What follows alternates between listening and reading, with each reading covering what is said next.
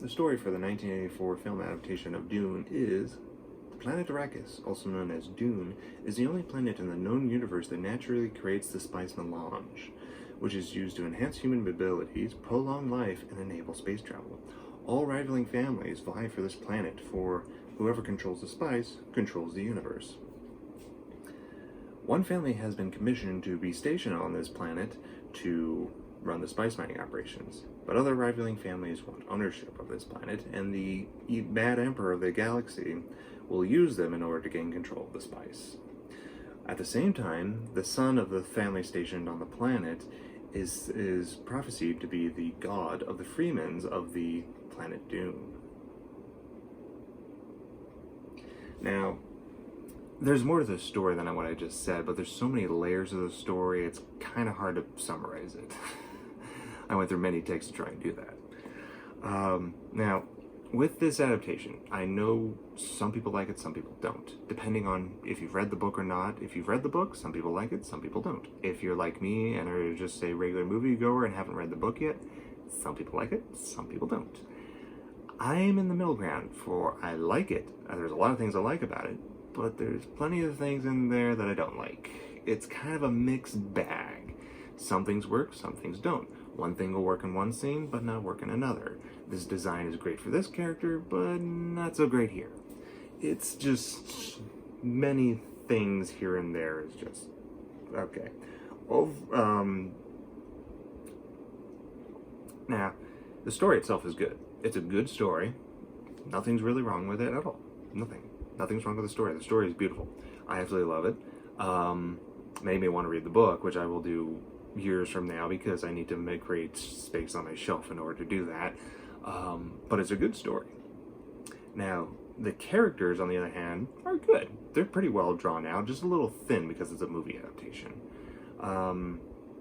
I like the planet Dune, Arrakis. Dune is very well designed. It looks like a completely alien planet. It doesn't look like Tatooine or any other desert planet you've seen like in Star Wars or anywhere else. It is completely alien on its own. And with that, it's the design of everything else, like the design of other planets. Everything looks completely alien. It doesn't look like it's Earth-made or anything. Like there's no semblance of Earth. It is just, every planet is its own. And the whole movie just looks freaking gorgeous. I mean, head to toe, it's a visual, stunning film. But some of the designs work in a lot of cases, but not so well in others. Like, with the Emperor, you got this kind of like totalitarian look to it. There's like gold everywhere. It's just beautiful. I'm having trouble with pronouncing the name, so I'm sorry. Atreides planet looks kind of fascist and looks beautiful, like fascist, like, you know, military fascist. There's a castle, like a Gothic castle, almost like something you'd find in Germany or something like that. The Harkonian planet looks very like Gothic industrial, so there's a lot of metal, steam, and just a surrealist look to it in a way, almost H.R. Giger in a way. And it just all looks beautiful, but sometimes it kind of clashes. Like the David Lynch's surrealist look works perfectly well with the Harkonians. I mean, like I said, that Gothic, surreal, H.R. Giger like looking planet was absolutely perfect. But that surrealist look kind of clashes with other things. Like when I said the Atreides family has kind of like a fascist look to them, and that looks beautiful, but they had these ships that look too surrealistic on the outside. And the inside, yes, it looks like the fascist Atreides look, but the outside of the ship looks like this surreal kind of ship, like there's the guts of the ship on the outside that's black. It has like kind of almost like the Harkonian look to it, and it just clashes, and it doesn't work that well. It's like you're looking at it's like the interiors from one planet, the exteriors from another planet, and it didn't kind of mesh well together with me. Same thing when you get on the planet Dune. Everybody on the planet wore these black leather suits to fight in order to survive out in the wilderness, and that was cool. It looked great, but the things that clashed with the Artrides, even the Harkonian look, it just clashed. It just didn't meld well. It's like, to me, the Artrides should have had their own looking desert uniform, you know, that would fit their style, as opposed to this, I don't know, swimsuit look to them. I don't know. It just didn't work that well. But yeah, that was my the main flaw with the design. Is just some things worked, some things didn't, and some things clashed together. It was like two opposing forces were trying to argue about something. It just didn't work out that well. This visual effects were beautiful. I was so impressed with that, especially with CGI. There's some early CGI work with this film, and it is spectacular, including the scenes that include people fighting with shields on over their bodies. Yes, it is dated, but it looks beautiful. It looks good. It is like, it's early CGI, but it still holds up. It is actually quite amazing. I was impressed with it. And wow, even like with computer screens, it was like, it looked completely computer, like early 80s digital. It didn't look like DOS or anything like that. It looked pretty damn impressive for the time period. The fighting scenes were pretty good. I mean, the action scenes were great. The action scenes are one of the best parts in the movie, like very climactic, very Star Wars-y-ish, and was just epic. The explosions, the battles, there was like well choreographed moments. It was great. The only part that was kind of anticlimactic was at the very end of the movie, where after the big battle of like the Freemans being led by Paul to take over the planet, we got this anticlimactic moment where Paul fights Freed, I think his name is. Sorry, I'm having a problem pronouncing names again.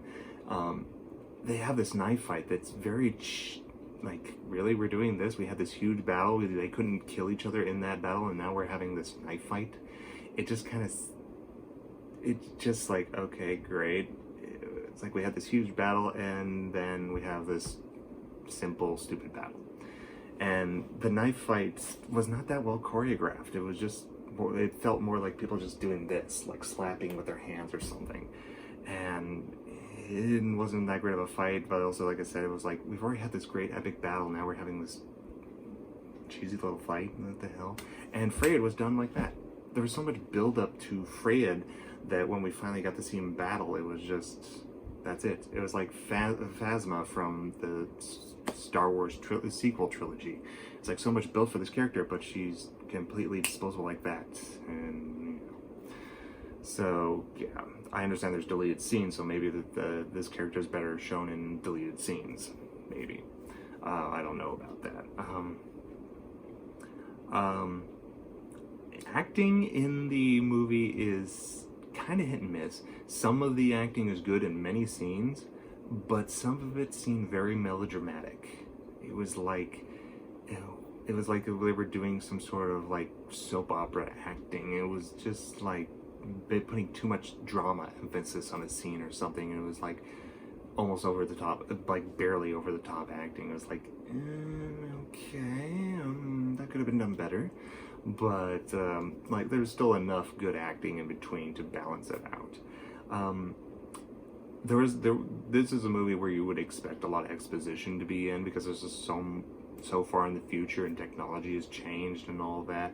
You would expect a lot of exposition, and there was, but it was done through not verbal communication. It was mostly done through thinking communication. I don't mean telepathic, but we would hear what the character was thinking all the time, and you would get an exposition of what was about to happen or things that would happen through the character explaining in their mind what was happening. And it was like, it worked in some cases, in other cases it didn't. And a lot of times I felt like there was too much of cerebral dialogue.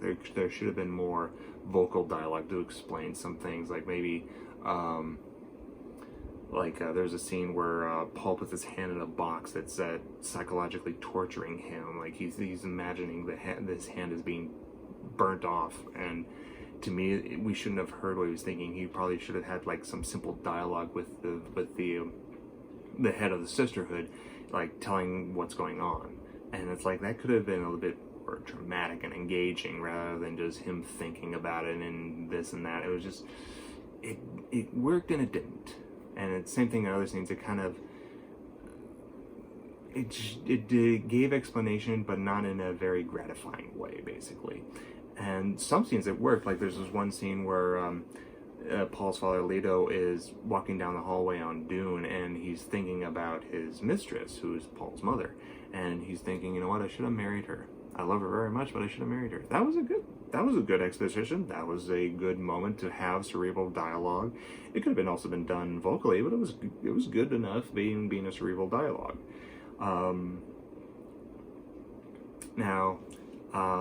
Another thing I've kind of didn't really like about the film was also the ending half of the movie, the pacing of it. Because the first half was good. It was decently paced. We got introduced to everything. Everything was pretty well explained. You know, if you pay attention to the dialogue, you get what's going on.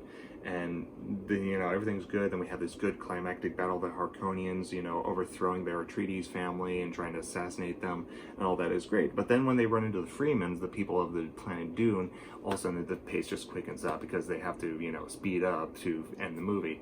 And I kind of felt like there wasn't enough time for the Paul and I forget the female Freeman's name. It was like Chi or something like that. I'm so sorry, fans of Dune. I do not mean to insult you with this. Please forgive me.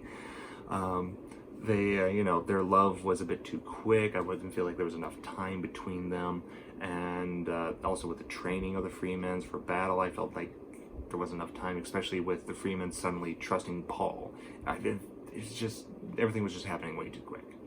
And then things seemed to slow down only when we got to the end of the movie with the climactic battle of the overthrowing the Emperor and the Harkonians, and then the pace just went fine. So it was like some pacing, was good and good for the first half, but then pacing in the second half wasn't that great. This movie overall is an enjoyable movie. I frankly did like it. I like it a lot. It's just, it has flaws. And some things that can be acknowledged. Some people like some of the flaws that I mentioned, which is fine. I'm not going to say you're wrong. I will not. Because I can probably understand why you like them. And watching this movie, I completely understand why this is a cult movie. Because there's a lot of things, like I said, I like a lot of things in this movie. It's just, I have some problems. And I think it is a movie worth watching. It is very dramatic. It's fun to watch. There's a lot of good ideas in this movie, and it's something that makes me want to read the book to see what the author was talking about. There's a lot of good ideas in here. Some of them aren't explained that well. Some are done well. Some of the action scenes are good. Some things are not. Some acting's not good. Some acting's good. It's just a mixed bag. But it is a visual masterpiece. I mean, you can look at this movie and just put it on mute and just watch the movie. I mean, it's just beautiful to look at.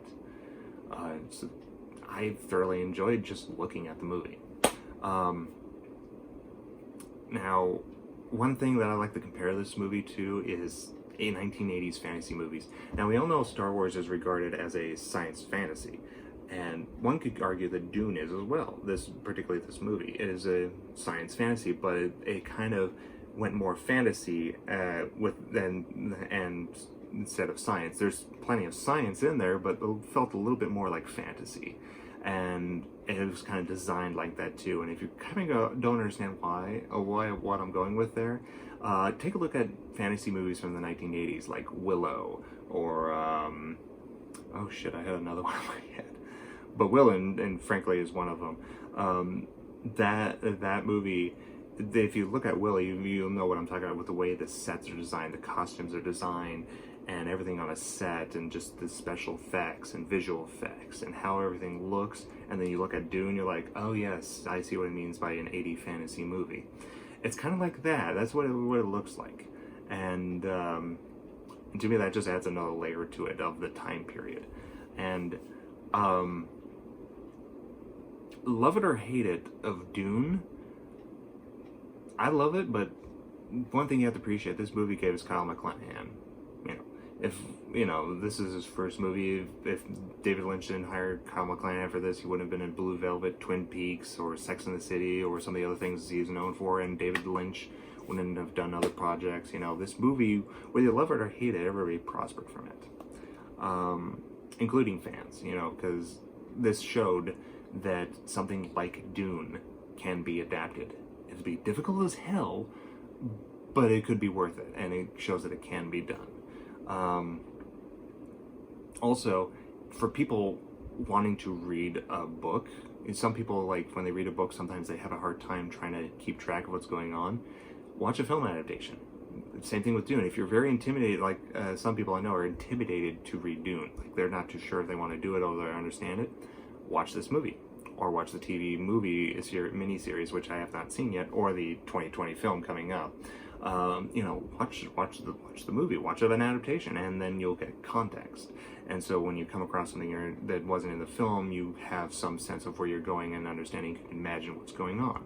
And same thing with reading scenes that you do know are from the film adaptation, so you can understand what's going on. So whether you like this movie or not, this provides context to what's on the page, so that people who are intimidated are less intimidated and can actually follow along with the story, and makes it easier to understand, including with dialogue, character, and all that stuff. So yeah, there's many layers to the movie. It's just some people couldn't take it in right away. And it's also one of those movies that you have to pay attention to. Batman vs. Superman was similar. Not people could take it in right away and was very confused by it, but it's like a movie you have to pay attention to. And same thing with this movie. So, you know, it's this movie isn't like 100% great, but it is a brilliant movie. It just didn't find its audience in time, and I understand why this movie's a cult movie, and I do enjoy this movie immensely. It's just flawed. So yes, do I recommend this for everybody? Yes, I do recommend it. It's a different type of sci-fi movie. It's more fantasy than science fiction. It has good storytelling. It has beautiful design, good acting in some cases, great design, great special effects, even for the time period. There's a lot of good things in this movie. It's just, I think some people just focus too much on the bad stuff.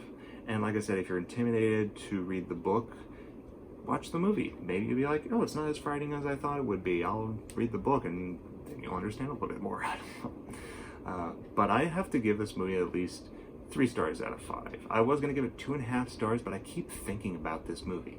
Seriously, every time I think about this movie, I find something new about it. And I've been wanting to rewatch this movie. I haven't yet. I've been wanting to rewatch this movie because I think I missed something. It's a type of movie, much like Batman vs. Superman, where you have to watch it multiple times and you find something new every time, a new layer you didn't see beforehand. So whether you love it or hate it, there is layers of analytical detail to look at. And, you know, and frankly, by the end of every time I think about this movie, I kind of think of how Frank Herbert, who wrote the book, thought of this movie, which is, I am pleased with this movie. I have some quibbles about it, but I am pleased with the movie. And that's how I feel about it too. You know, it's flawed, but it's very good. And I'm sorry for repeating that over and over, but it's just, that's the only way I can express it. And so yeah, that's about it. 3 stars out of 5. It's a good movie. I do recommend it. And yes, and thank you for watching this video of me reviewing another movie off the cuff. And I'm sorry I didn't write it out beforehand, but there was just so much going through my mind, I had to get it out. I couldn't write it down, I just had to film it and get it out, so sorry. And I apologize to any Dune fans out there who are just going there shaking their heads in shame, going, oh God, I am so sorry. I apologize so much. But thank you all for watching, and have a nice day. Bye. One last thing, I completely forgot to mention this. The soundtrack. The music for Dune is actually very impressive as well. Okay, it has some 1980s type of music to it too, but it's still pretty dang impressive, and even I have to buy the soundtrack. It is pretty dang cool to listen to. Very good beats, very good kind of dramatic operatic music, well, also a nice little 80s flair to it. Alright, so thank you for watching. Have a nice day. To quote Seth Meyers, stay safe, wash your hands, we love you. Thanks, bye.